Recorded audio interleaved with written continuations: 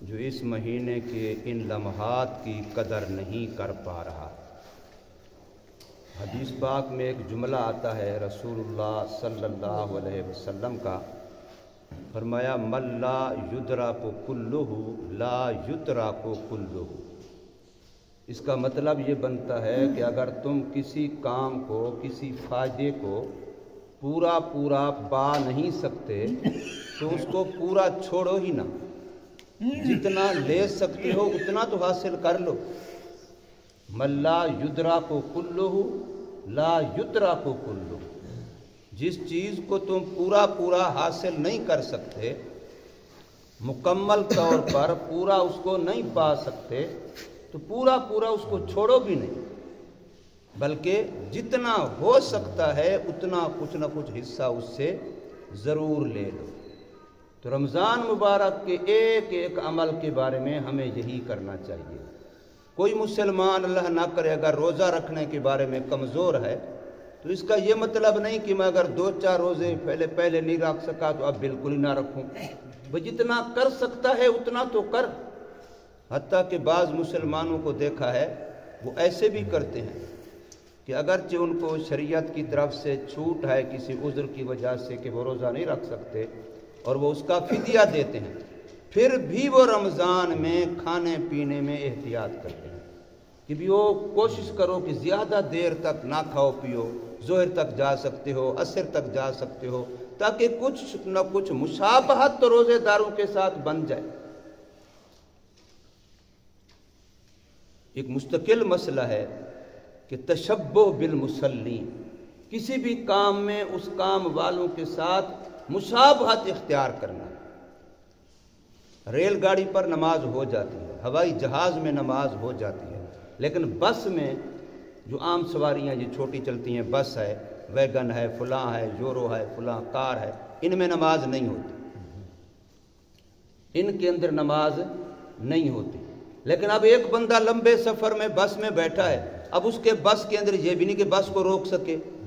روکتے وہ نہیں ہیں مثال کے طور نماز کے لیے، تو اب یہ کیا کرے؟ تو اب یہ اس ٹائم پر اسی سیٹ پر بیٹھے نماز کی شکل بنائے، نمازیوں کے ساتھ مشابہت اختیار کرے، نفس کو یہ بتائے کہ یہ وقت میرے اللہ کے سامنے جھکنے کا ہے۔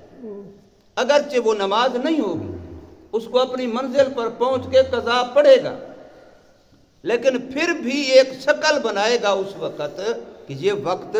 میرے اللہ کے سامنے جھکنے کا ہے، یہ وقت رکوع کا ہے، یہ وقت سجدے کا ہے، یہ وقت قیام کا ہے۔ اسے کہتے ہیں تشبہ بالمصلین۔ حج تو لوگ وہاں کر رہے ہوتے ہیں، لیکن یہاں والوں کو کہا جاتا ہے کہ اب تم ان دنوں میں اپنے جسم کے بال ناخن نہ کاٹو۔ قربانی والے دنوں میں حج تو وہاں ہو رہا ہے، احرام تو انہوں نے باندھا ہوا ہے، یہ مسئلہ تو احرام کا ہے۔ احرام کی حالت میں اپنے جسم میں بال نہیں کاٹ سکتے، اپنے ناخن نہیں کاٹ سکتے، یہ مسئلہ تو احرام والوں کا ہے۔ لیکن یہاں کیوں کیا جاتا ہے؟ یہاں صرف اللہ کو یہ دکھانا ہوتا ہے کہ یا اللہ ہمارے مقدر میں، ہمارے نصیب میں اس سال وہاں جانا تو نہیں تھا، لیکن ہمارے اندر جذبہ اتنا ہے کہ ہم یہاں رہتے ہوئے بھی وہاں والوں کے ساتھ مشابہت اختیار کرتے ہیں۔ جیسے ان لوگوں نے اپنے بال ناخنوں کی پرواہ چھوڑ دی اور تیرے عاشق بن کے پھر رہے ہیں، طواف ہے، صفا ہے، مروہ ہے، فلاں ہے، تو ہم بھی اسی طریقے سے یا اللہ جتنا کر سکتے ہیں اتنا تو کر رہے ہیں نا۔ اللہ کو اپنا شوق اور جذبہ دکھانا ہوتا ہے۔ تو اسی طریقے سے بہت سارے مسلمان جن کو روزے کے بارے میں شریعت نے سہولت دی ہے کہ تم روزہ نہیں رکھ سکتے، فدیہ دے دو، تمہارا روزہ ہو گیا، لیکن پھر بھی وہ کوشش کرتے ہیں کہ ظہر تک کوئی چیز نہ کھائیں پئیں، عصر تک نہ کھائیں پئیں، جتنا کر سکتے ہیں شکل بناتے ہیں۔ اسے تشبہ بالصائمین کہتے ہیں۔ ایک عورت نے روزہ رکھا ہوا ہے، اب دن ہی دن میں روزے کے اندر اس کو ایام شروع ہو گئے، تاریخ آ گئی، دن شروع ہو گئے، تو مسئلہ یہ ہے کہ روزہ ٹوٹ گیا۔ اب اس روزے کی وہ قضا کرے گی، چاہے پہلا ٹائم ہو چاہے پچھلا ٹائم ہو، مغرب سے پہلے کسی وقت بھی، یہ کیفیت غیر اختیاری چیز ہے، بندے کے بس میں تو نہیں ہے۔ ایسا ہو گیا اس روزے دار خاتون کا، عورت کا روزہ ٹوٹ گیا، لیکن اب اگر وہ روزے داروں کی مشابہت کی وجہ سے احترام رمضان میں کھاتی پیتی نہیں ہے، باوجود ایک مسئلے کا پتہ ہے کہ روزہ میرا ٹوٹ گیا اور میں نے اس روزے کی بعد میں قضا کرنی ہے، لیکن پھر بھی وہ کوئی چیز کھاتی پیتی نہیں ہے اور روزے داروں کی شکل اختیار کرتی ہے، تو اللہ اس پر اس کو روزے سے بھی زیادہ ثواب دے۔ سبحان اللہ۔ اس تشبہ بالصائمین پر تو اب ہم لوگوں نے سنت اعتکاف نہیں کر سکے، پورا 10 دن کا 9 دن کا اعتکاف ہم نہیں کر سکے، لیکن اس کا یہ مطلب نہیں ہے کہ بس نہیں کر سکے تو پھر نہیں ہی کرنا۔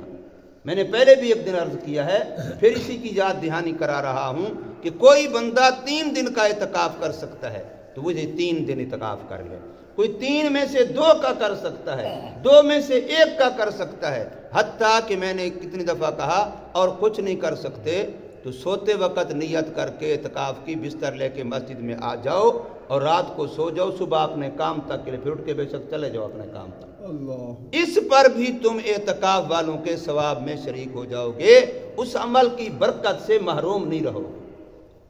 اس لسٹ میں اس فہرست میں ہمارا نام آ جائے گا۔ میں نے کل بھی ایک جگہ پر بیان کے اندر کہا ہے، مثال کے طور پر اب یہ تسبیح ہے، اس کے اندر ایک ایک دانہ اس کے اندر جڑا ہوا ہے، اس دھاگے میں جو دانہ پرویا ہوا ہے وہ اسی کا حصہ ہے، اور جس کو اس دھاگے سے نکال دو گے اب وہ تسبیح کا حصہ نہیں ہے۔ تو اعتکاف والوں کی ایک لسٹ ہے، اس لسٹ میں اس کا نام بھی آئے گا جو ایک رات کا اعتکاف کر لیتا ہے، جو ایک دن کا اعتکاف کر لیتا ہے، نام تو ہمارا اس لسٹ میں آ جائے گا، اس تسبیح کا حصہ تو ہم بن جائیں گے۔ اور پھر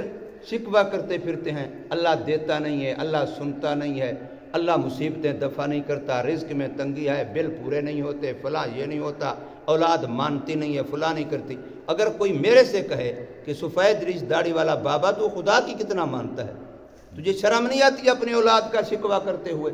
تو اپنی اولاد کا شکوہ تو تب کر جب تو پہلے خدا کی مانتا ہو۔ میں سفید ریش ہو کے اللہ کی اتنا نہیں مانتا کہ صرف رات کو سونے کے لیے اعتکاف کی شکل بنا لوں۔ اور یہی جو میں عرض کر رہا ہوں، مردوں کے لیے بھی یہی مسئلہ ہے، عورتوں کے لیے بھی یہی مسئلہ ہے۔ کوئی ایک خاتون تو عورت گھر میں اعتکاف کے لیے بیٹھی ہے، اب دوسری جو اس کی بیٹی ہے، بہن ہے، گھر کی اور خاتونیں ہیں، خواتین ہیں، تو وہ یہ نیت کر کے اسی کے اعتکاف والے ایریے میں جو اس نے اپنے لیے اعتکاف کا ایریا مقرر کیا ہوا ہے گھر میں، اسی میں رات کو اسی کے ساتھ سو جائیں کہ آج رات میں بھی اعتکاف والی ہوں، اللہ، 2 گھنٹے کے لیے، 4 کے لیے، 6 کے لیے، جتنا ہے، اس کے بعد صبح کو بے شک اپنے کام کے لیے چلی جائیں، کوئی مسئلہ نہیں ہے، جو بھی کام کرنا ہے دنیا کا دن کا۔ تو اس سے اللہ کو ہم اپنی طلب تو دکھائیں گے کہ یا اللہ میں بھی جذبہ رکھتا ہوں، میرے کچھ عوارض ہیں، میری کچھ رکاوٹیں ہیں، میری کچھ ضرورتیں ہیں، میری کچھ مجبوریاں ہیں جن کی وجہ سے میں پورا سنت اعتکاف نہیں کر سکا، لیکن میرے اندر جذبہ ہے، میرے اندر شوق ہے، اور اگر ہم اتنا نہیں کر رہے تو کہیں ہم ناقدروں کی لسٹ میں نہ آ جائیں، گستاخوں اور بے ادبوں کی فہرست میں نہ آ جائیں۔ یاد رکھیے یہ کوئی ایسی بات نہیں ہے کہ مہمان میرے دروازے پہ آیا بیٹھا ہو، کوئی بھی ہم میں سے شریف انسان ایسا کبھی نہیں کرتا کہ میرے دروازے پہ مہمان آیا بیٹھا ہو اور میں اس سے سلام دعا ہی نہ کروں،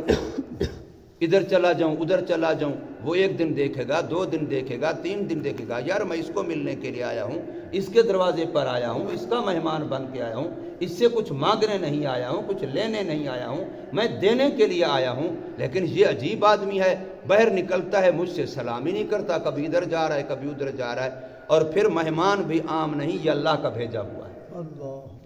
یہ رمضان جو مہمان ہے یہ اللہ کا مہمان ہے، یہ اللہ کا بھیجا ہوا مہمان ہے، یہ ہم میں سے ہر ایک کے گھر میں آیا ہوا ہے، ہر ایک کے دروازے پر آیا ہوا ہے۔ کل قیامت کے دن اس نے اللہ کے سامنے ہم میں سے ہر ایک کی رپورٹ دینی ہے۔ یاد رکھو کہ میں اس بابے کے پاس گیا تھا، اس نوجوان کے پاس گیا تھا، اس خاتون کے گھر گیا تھا، اس مسلمان کے گھر گیا تھا، انہوں نے میرے ساتھ کیا برتاؤ کیا تھا، مجھ سے دعا سلام کی تھی کہ نہیں کی تھی، میرے ساتھ کچھ بیٹھے تھے کہ نہیں۔ یہ اعتکاف میں بیٹھنا یہ مہمان کو وقت دینا ہے، گویا آپ اللہ کے مہمان کے ساتھ بیٹھ گئے، اپنے کام کاج چھوڑ دیے، آپ نے کہا یا اللہ تو نے مہمان بھیجا تو میرے کام جائیں آگے پیچھے جیسے ہو جائیں، میں نے تیرے مہمان کو وقت دینے کے لیے اپنا وقت نکال کے بیٹھ گیا۔ یہ اللہ کے مہمان کی قدر دانی ہے، اور اللہ کے مہمان کی کوئی قدر کرے گا تو رب کی ذات نوازتی ہے پھر۔ تو اس لیے میری گزارش ہے کہ جو خواتین ہوں یا مرد حضرات ہوں، کوئی مسلمان ہمارا بھائی محروم نہ رہے۔ ایسا نہ ہو کہ اگلے رمضان سے پہلے ہماری میت اٹھ جائے، رمضان آئے ہم قبر کے مہمان ہوں، اور پھر سوائے حسرت و افسوس کے کچھ ہمارے پاس۔